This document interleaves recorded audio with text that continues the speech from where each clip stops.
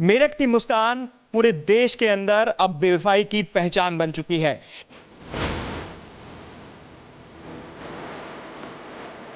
पर मेरे भाई को उसको इतना ज्यादा प्यार था, उस पे इतना अंधा भरोसा करता था कि उसके बगैर उसका चलता नहीं था।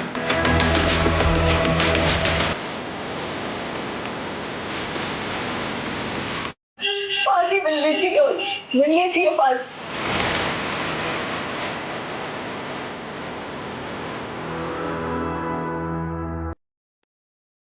मेरठ की मुस्कान पूरे देश के अंदर अब बेवफाई की पहचान बन चुकी है। ये वो मुस्कान थी जिसने 9 साल पहले सौरभ के साथ प्यार किया था और उस प्यार को शादी का रूप दिया था और उसके बाद इनके घर में एक प्यारी बेटी भी हुई। लेकिन बाद में इसी मुस्कान ने सौरभ के अंत की पटकथा लिख डाली, जिसके बाद मुस्कान और उसके प्रेमी साहिल ने मिलकर सौरभ को बड़ी बेरहमी से मौत के घाट उतार दिया। इस पूरे घटनाक्रम को सिलसिलेवार तरीके से हम आपको बताएंगे कैसे मुस्कान ने सौरभ को मौत के घाट उतारा। पुलिस खुलासे में यह सामने आया है कि पत्नी मुस्कान ने अपने पति सौरभ को मारने की पटकथा की प्लानिंग नवंबर 2024 से शुरू कर दी थी। मुस्कान लगातार इस बात को सोच रही थी कि किस तरह से सौरभ को मारा जाए, यानी कि साहिल और मुस्कान के बीच में से सौरभ को हटाया जाए। सौरभ जब वापस फरवरी में यहां पर आता है और अपनी बेटी का बर्थडे सेलिब्रेट करता है, तो ये वही घर था जहां पर वो किराए के मकान में रहते थे। यहीं पर उनकी बेटी के बर्थडे का वीडियो भी सामने आया था सेलिब्रेशन का, जिसके बाद उस दिन तो मुस्कान सौरभ को मारने में असफल रही। लेकिन 3 तारीख वो दिन था, 3 मार्च की रात, जिस दिन मुस्कान और साहिल ने मिलकर सौरभ की हत्या कर डाली। उसमें भी अहम पहलू यह था कि सौरभ अपने घर जाता है, अपनी मां की हाथ का बना हुआ खाना लेकर आता है और उस खाने को गर्म करने के लिए मुस्कान को दे डालता है, जिसके बाद मुस्कान को मौका मिल जाता है उस खाने में दवाइयां मिलाने का। मुस्कान किचन में जाकर खाने को गर्म करती है, उसमें दवाइयां मिला देती है और उसके बाद डिनर करने के बाद सौरभ अचेत हो जाता है। बाद में मुस्कान अपने प्रेमी साहिल को फोन कर इसी घर पे बुलाती है और घर के अंदर ले जाती है।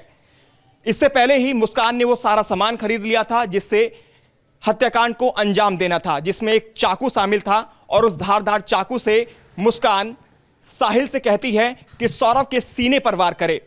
साहिल के हाथ कांपते हैं, तो ऐसे में मुस्कान उसको सहारा देती है, अपने दोनों हाथ मिलाकर साहिल के हाथ मिलाकर उसके सीने में चाकू उतार देती है। एक नहीं, 2 नहीं, बल्कि 3 बार सीने को चाकुओं से छलनी कर दिया जाता है। यहां तक कि बर्बरता यहां नहीं रुकती है, बाद में वो बाथरूम में जाते हैं और बाथरूम में शव को ले जाकर सर को धड़ से अलग कर देते हैं और यहां तक कि जो हाथ हैं हथेलियां काट देते हैं और साहिल सर और हथेलियों को लेकर अपने घर चला जाता है और धड़ यहीं पर इसी मकान के अंदर जहां वो किराए पर रहती थी मुस्कान अपने बेड के अंदर छुपा देती है। अगले दिन शव को ठिकाना लगाने था, तो ऐसे में मुस्कान मार्केट पहुंचती है और मार्केट से एक 220 लीटर का ड्रम खरीदती है।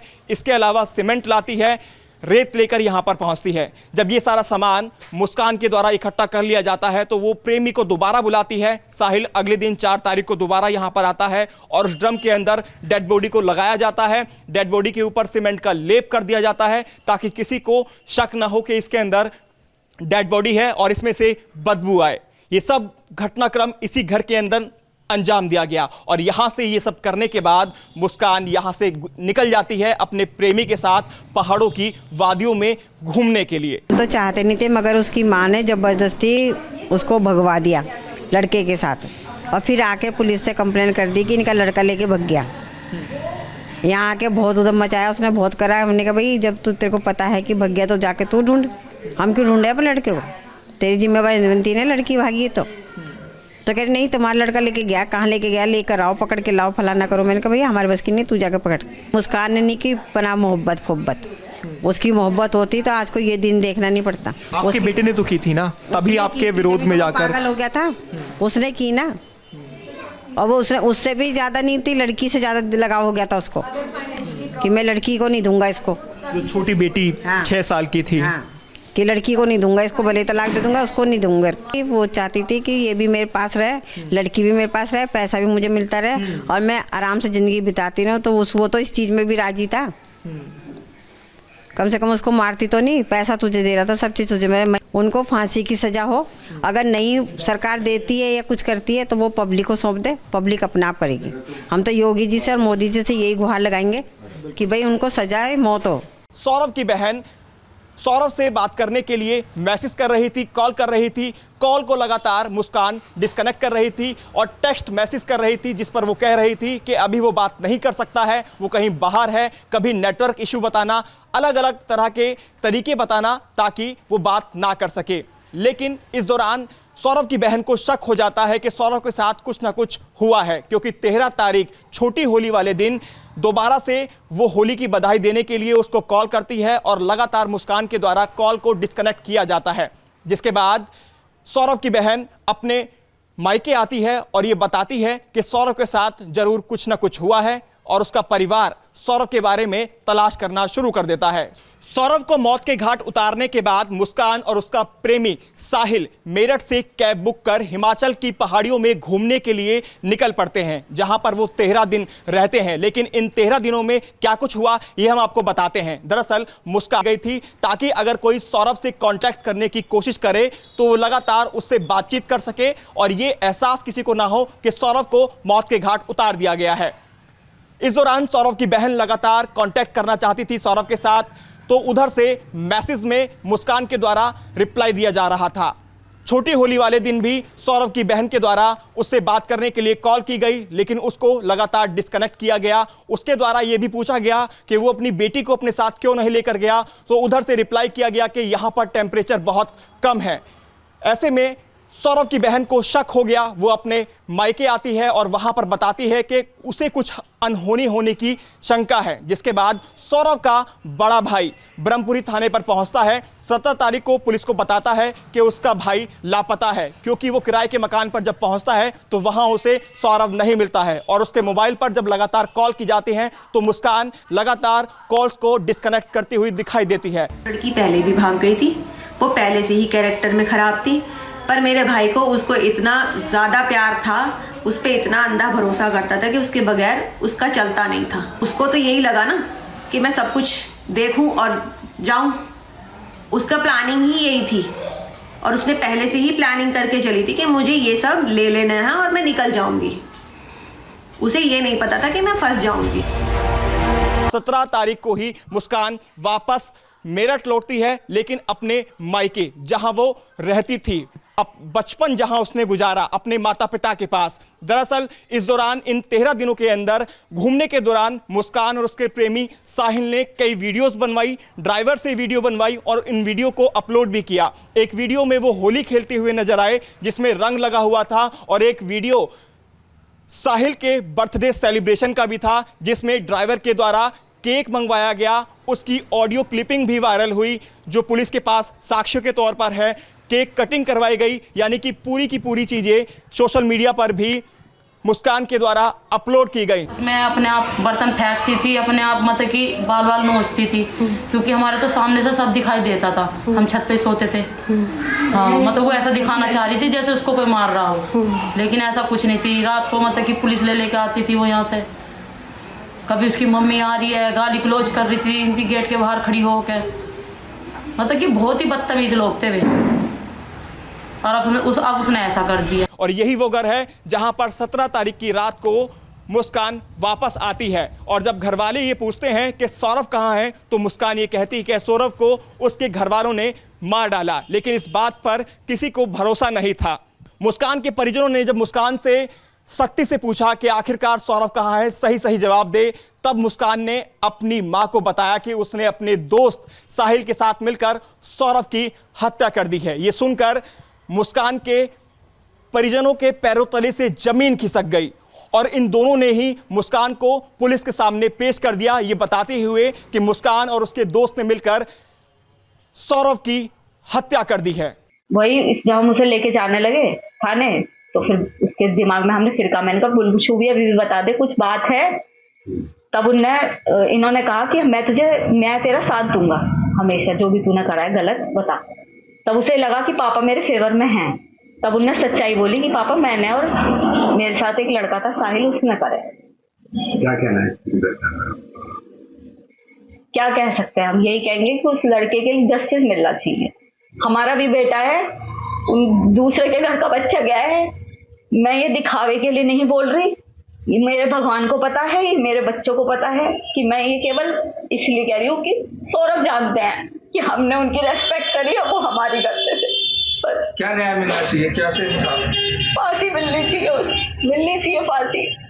18 मार्च को मेरठ पुलिस द्वारा प्रेस कॉन्फ्रेंस कर इस पूरे घटनाक्रम का खुलासा कर दिया गया, जिसमें साफ तौर पर बताया गया कि मुस्कान और साहिल ने किस तरह से और कितनी बेरहमी के साथ सौरभ की हत्या की है, और तमाम चीज़ें भी पुलिस ने खुलासे में बताई। आखिरकार किस तरह से साहिल और मुस्कान नज़दीक आए, सौरभ को मारने के पीछे का मोटिव क्या था।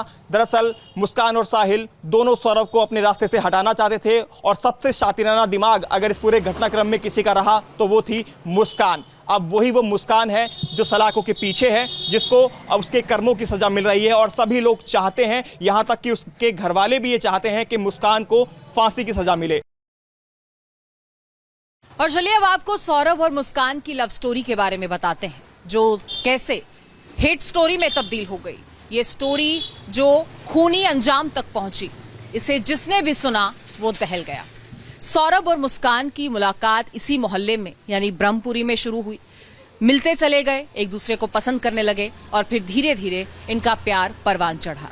कहते हैं सौरभ ने मुस्कान को बताया कि वो मर्चेंट नेवी में काम करता है, जिसके बाद मुस्कान उससे इम्प्रेस हुई, उससे प्रभावित होने लगी, और फिर दोनों ने अपने घर वालों की मर्जी के खिलाफ जाकर 2016 में शादी कर ली। लेकिन शायद इस स्टोरी का अंजाम ये होगा, ये सौरभ को कभी नहीं पता था। उन दोनों ने शादी तो कर ली, लेकिन कहते हैं कि उसके बाद उन दोनों की कभी आपस में नहीं बनी। लड़ाई झगड़े चलते रहे। मुस्कान अलग घर में रहना चाहती थी, जिसके चलते इसी मोहल्ले में 3 घर जो हैं वो नजर आते हैं। एक मुस्कान का मायका, एक मुस्कान का ससुराल जो कि सौरभ का घर हुआ, और तीसरा वो घर जहां इस हत्याकांड को अंजाम दिया गया, और जो घर किराए पर मुस्कान के रहने के लिए सौरभ ने उसे दिलाया। वहीं पर मुस्कान अपनी बेटी के साथ रहती थी, और सौरभ जो कि लंदन में रहता था, वो कभी कभार अपनी बेटी से मिलने उसी घर में आया करता था। इस हत्याकांड के बाद इस इलाके के लोग भी हैरान परेशान हैं। कुछ का तो ये कहना है कि जब से ये खबर सामने आई है तब से वो रात को सोते हैं तो कई बार नींद नहीं आती अगर ख्याल आ जाए। कुछ लोगों से बातचीत करने की भी कोशिश करते हैं और जानने और समझने की कोशिश करते हैं कि आखिर किस तरीके का परिवार है, कब से यहाँ पर रह रहे हैं, ये कब से है यहाँ पर। इनको हो गए कोई 1.5 साल करीबन हो गए। 1.5 साल करीब। अपना मकान है इनका? अपना मकान है। अपना मकान है इनका। कैसा है व्यवहार, कैसा? मोहल्ले में तो अच्छा है जी। अच्छा। मुस्कान आती जाती थी यहाँ? नहीं आती। कभी आती थी कभी नहीं, वैसे परमानेंट नहीं रहती थी। अच्छा। हाँ जी। क्योंकि उसका मायका था ससुराल में। हाँ, तो जैसे मायके में लड़की आती है ऐसे ही आती थी, चली जाती थी। तो साहिल का आना जाना था घर पे, क्योंकि कहते पहले से दोस्त थे। हमने कभी देखा ही नहीं। और सौरभ को भी कभी नहीं देखा। अभी 1.5 साल तो इन आए हुए हैं यहाँ पे। अच्छा। हाँ जी। उससे पहले कहाँ रहते थे कुछ पता नहीं, गोरीपुरा सुना है, गोरीपुरा रहते थे। अच्छा। तो ये मकान इन्होंने खरीदा है? हाँ जी। 1.5 साल करीबन हो गया मकान लिए हुए। और अभी वारदात के बाद से बातचीत हुई कभी किसी परिवार? नहीं, कोई आता ही नहीं, कोई भाषा अंदर ही अंदर है। मुस्कान जब आती थी या जब हत्याकांड के बाद आई है, जब कहते हैं कि 18 तारीख को वो अपनी माँ से मिलने आई है, उस दौरान कभी कुछ ऐसा लगा कि कोई घबराहट है या कुछ ऐसा? नहीं, कोई आया नहीं जब से बाहर। जब से तो आप लोग ही ज्यादा आ रहे हैं, बाकी इनका घर कोई आदमी बाहर नहीं आया। तो मुस्कान का बिहेवियर आस पड़ोस में कैसा था जब आती थी, मिलती जुलती थी या पड़ोसियों से? कभी देखा ही नहीं, कभी देखा ही नहीं। बेटी भी यहीं रहती है मुस्कान? रहती है, बेटी यहीं रहती है। बेटी को भी यहीं माँ बाप के पास छोड़ रहा है? हाँ जी, हाँ जी, हाँ जी। बेटी तो कभी भी आ जाती है, कभी भी चली जाती है, ऐसा है बेटी। तो इस मर्डर केस में हर दिन एक नया एंगल सामने आ रहा है, हर दिन एक नई बात सामने आ रही है, लेकिन एक बात जो तय है कि सबसे बड़ा नुकसान जो है वो सौरभ के परिवार वालों का हुआ, क्योंकि सौरभ इस दुनिया में नहीं रहा, और इस लव स्टोरी में जो भेंट चढ़ा वो सौरभ है। यहाँ हम बात कर रहे हैं मुस्कान के परिवार का, जो किस तरीके का यहाँ पर बिहेवियर रहा है। मुस्कान का ये परिवार कब से यहाँ पर है, और इस तरीके की घटना अब सामने आई है, तो उसके बाद से कैसा बिहेवियर है? बहुत दुख है जी, यहाँ पे तो जो सब परेशानी है। कहने में यही आ रहा है कि इसको सौरभ नहीं दिया है, ये मकान पैसे वैसे लगाए, उनके माँ बापों का कहना है। अच्छा। हाँ, लड़के के माँ बापों का, क्योंकि उनके पास कोई पैसा नहीं जाता था। जो भी खर्चा होता था यही होता था, अपनी लड़की पे करता था या किसी पे करता था। है पल का फोन दिलवाना अपना, बस उसका ये था सारा खर्चा, ये वही लड़का करता था जो सुनने में आया हुआ है। डायमंड की रिंग ये सब खर्चा मुस्कान पे हो रहा था? नहीं, ये नहीं पता उसके घर वालों को भी था या उसकी साली को कर रहा था, कैसे भी कर रहा था वो, मतलब उसके घर पे, अपने घर पे कुछ नहीं देता, जो कुछ था इसका ही था। हालांकि उसका घर बहुत अच्छा है, सारी बातें अच्छे घर के है था वो, लेकिन इसके बीच में ये जैसा ये उल्लू बीच में आ गया, बहुत गंदा लड़का आया ये हाथ में उनके, साहिल। लेकिन ये लड़की ही गलत थी, ये पहले भी 11-12 दिन भाग चुकी है इसी के साथ। इसके पापा के खुद के बयान है, वो खुद कह रहे हैं कि शादी से पहले एक बार जा चुकी है, हैं, फिर उसके बाद में शादी के बाद 15 दिन कहीं रह के आई है। बताओ तो फिर ये क्या, और जबकि लव मैरिज हुई है, क्या लव मैरिज है बताओ। वो अगर इंग्लैंड रहता था तो उसके 2-1 साल बाद आया, ये 7-1.5 साल बाद। बर्थडे बनाना है अपनी वाइफ का, बताओ उसे सरप्राइज उसने उसे दे दिया, बताओ। सरप्राइज दिया उसने, ऐसा सरप्राइज दिया इसको कि उसने टुकड़े कर दिए। और लड़कियों को मैंने सेव लगा दिया साहिल ने।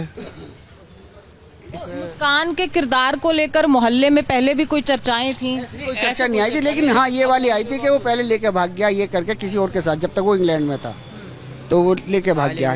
न्यूज नेशन अब व्हाट्सएप पर खबरों की ताजा अपडेट के लिए न्यूज नेशन के इस QR कोड को स्कैन करें